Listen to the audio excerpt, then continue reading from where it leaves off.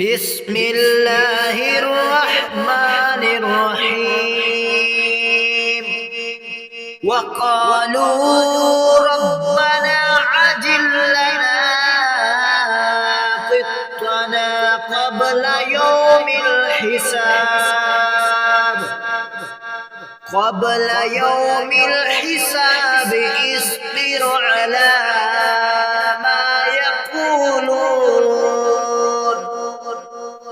اصبر على ما يقولون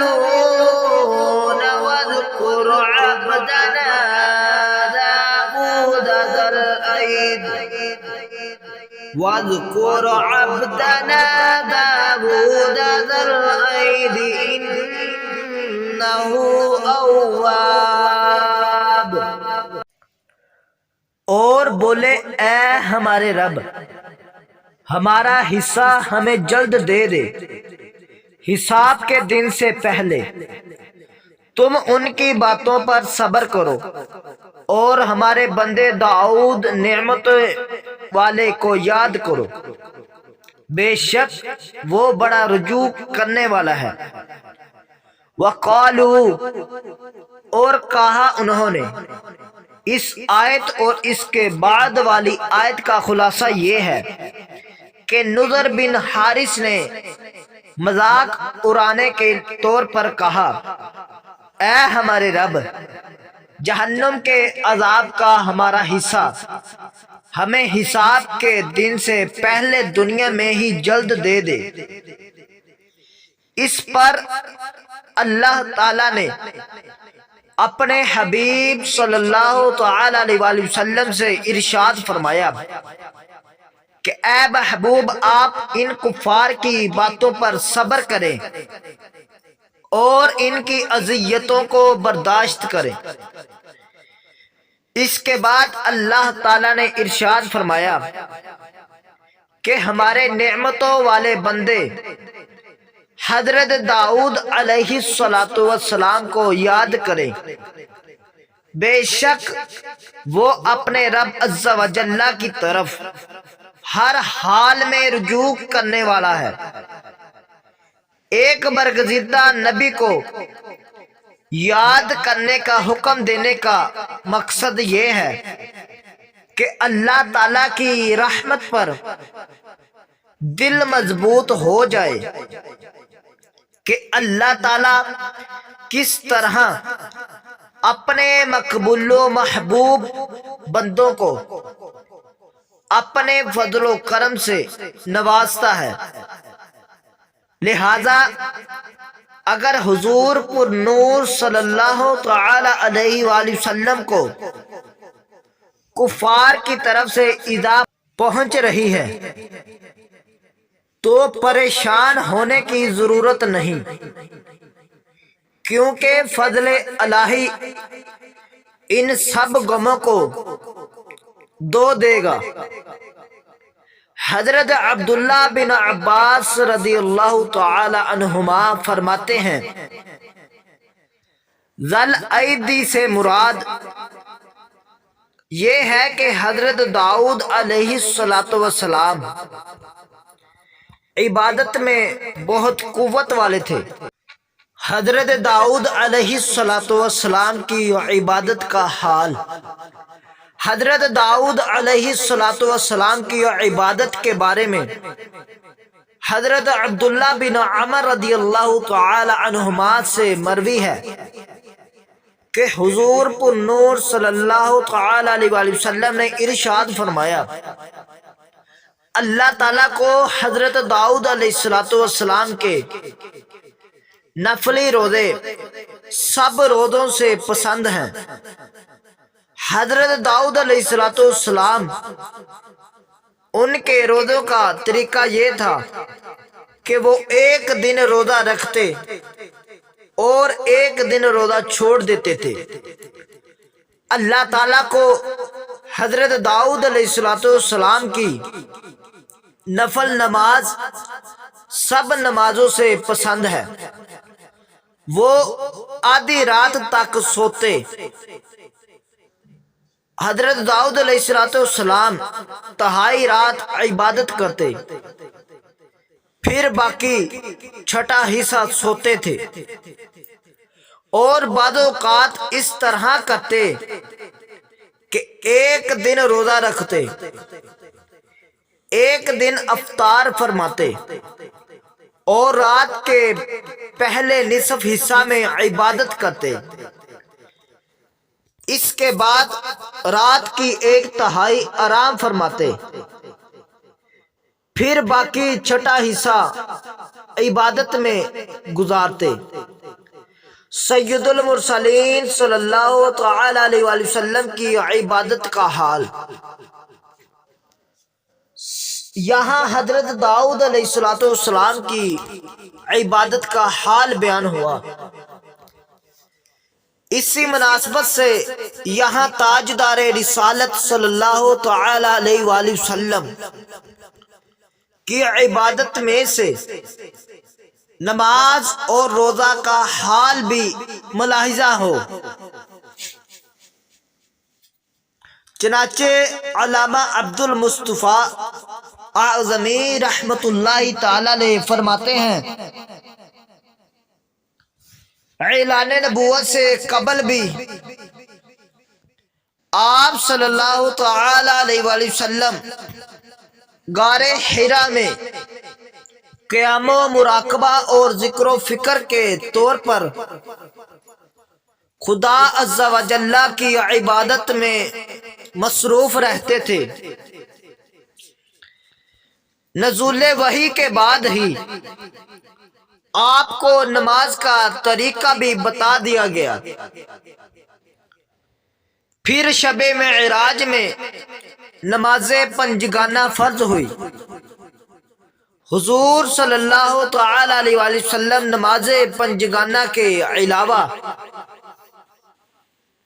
نماز اشراق، نماز چاشت، تحیت الوضوء، تحیت المسجد اور صلاۃ الاوابین وغیرہ سنن و نوافل بھی ادا فرماتے تھے۔ راتوں کو اٹھ اٹھ کر نمازیں پڑھا کرتے تھے۔ تمام عمر نماز تہجد کے پابند رہے۔ راتوں کے نوافل کے بارے میں مختلف روایات ہیں۔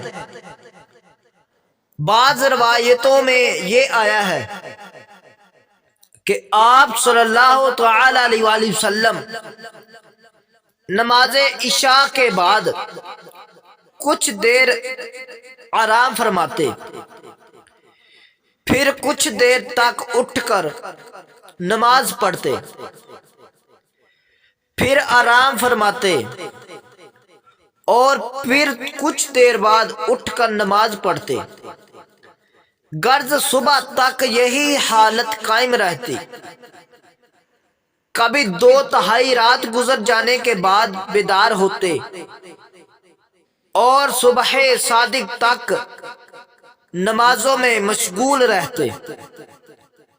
کبھی نصف رات گزر جانے کے بعد بستر سے اٹھ جاتے اور پھر ساری رات بستر پر پیٹھ نہیں لگاتے تھے، اور لمبی لمبی صورتیں نمازوں میں پڑھا کرتے۔ کبھی رکوع و سجود طویل ہوتا، کبھی قیام طویل ہوتا، کبھی 6 رکعت، کبھی 8 رکعت، کبھی 8 سے کم اور کبھی اس سے بھی زیادہ۔ نبی کریم صلی اللہ تعالی علیہ وآلہ وسلم نے اخیر عمر شریف میں کچھ رکعتیں کھڑے ہو کر اور کچھ بیٹھ کر ادا فرماتے۔ نماز وتر نماز تہجد کے ساتھ ادا فرماتے۔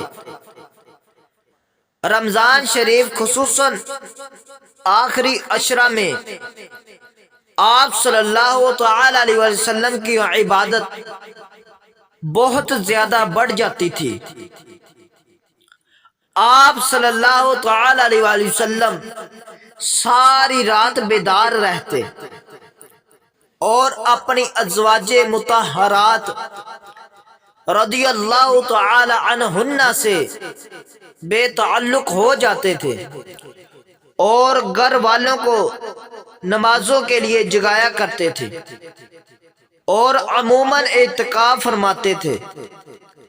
نمازوں کے ساتھ ساتھ کبھی کھڑے ہو کر، کبھی بیٹھ کر، کبھی سر بسجود ہو کر نہایت آہوزاری اور گریہ و بکا کے ساتھ گڑ گڑا کر راتوں میں دعائیں بھی مانگا کرتے۔ رمضان شریف میں حضرت جبریل علیہ السلام کے ساتھ قرآن عظیم کا دور بھی فرماتے اور تلاوت قرآن مجید کے ساتھ ساتھ طرح طرح کی مختلف دعاؤں کا ورد بھی فرماتے تھے، اور کبھی کبھی ساری رات نمازوں اور دعاؤں میں کھڑے رہتے، یہاں تک کہ ساری رات نمازوں اور دعاؤں میں کھڑے رہنے کی وجہ سے آپ کے پاؤں عقرز میں ورم آ جاتا تھا۔ رمضان شریف کے روزوں کے علاوہ شعبان میں بھی قریب مہینہ بھر آپ صلی اللہ تعالی علیہ وآلہ وسلم روزہ دار ہی رہتے تھے۔ سال کے باقی مہینوں میں بھی یہی کیفیت رہتی تھی کہ اگر روزہ رکھنا شروع فرما دیتے تو معلوم ہوتا تھا کہ اب کبھی روزہ نہیں چھوڑیں گے، پھر ترک فرما دیتے تو معلوم ہوتا تھا کہ اب کبھی روزہ نہیں رکھیں گے۔ خاص ہر مہینے میں 3 دن ایام بیعت کے روزے، 2 شنبہ جمعرات کے روزے، عاشورہ کے روزے، عشرہ ذوالحجہ کے روزے اور شوال کے 6 روزے معمولاً رکھا کرتے تھے۔ کبھی کبھی آپ صلی اللہ تعالی علیہ وآلہ وسلم صوم وصال بھی رکھتے تھے، یعنی کئی دن رات کا ایک روزہ، مگر اپنی امت کو ایسا روزہ رکھنے سے منع فرماتے تھے۔ بعض صحابہ کرام رضوان اللہ اجمعین نے عرض کیا، یا رسول اللہ صلی اللہ تعالی علیہ وآلہ وسلم، آپ تو صوم وصال رکھتے ہیں۔ صحابہ کرام رضوان اللہ اجمعین کی ان باتوں پر نبی کریم صلی اللہ تعالی علیہ وآلہ وسلم نے ارشاد فرمایا کہ تم میں مجھ جیسا کون ہے؟ میں اپنے رب کے دربار میں رات بسر کرتا ہوں اور وہ رب مجھے کھلاتا بھی ہے اور پلاتا بھی ہے۔